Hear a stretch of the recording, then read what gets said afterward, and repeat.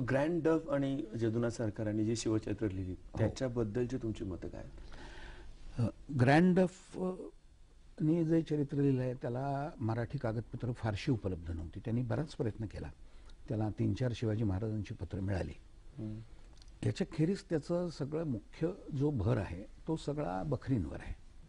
या बखरी शिवाजी महाराजांच्या मृत्यूनंतर लिहिलेल्या आहेत. त्यातल्या त्यात सभासद बखर त्यातल्या त्यात जवळची आहे.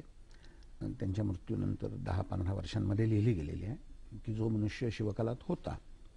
पण बाकी सगळे बखरकार जे आहेत ते त्यांच्या मृत्यूनंतर अनेक दीर्घ काळानंतर 1750च्या नंतर लिहिल्या गेलेल्या बखरी आहेत. त्या काही एवढ्या विश्वसनीय आहेत असं नाही, त्या भरपूर चुका आहेत त्यांच्यामध्ये. आणि ग्रँड डफला दुसरं साधनच नव्हतं, त्यामुळे त्याला त्याच्यावर विसंबून राहावं लागलं.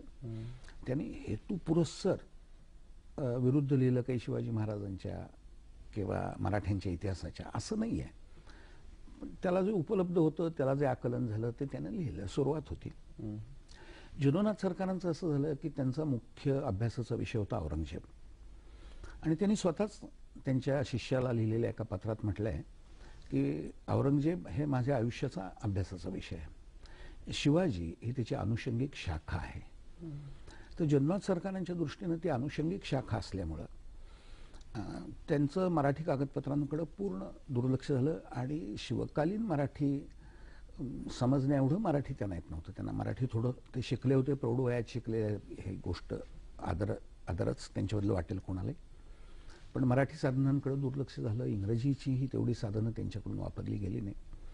त्यामुळं मराठी अभ्यासकांना त्यात त्रुटी दिसतात आणि स्वाभाविक येतो एक टप्पा होता.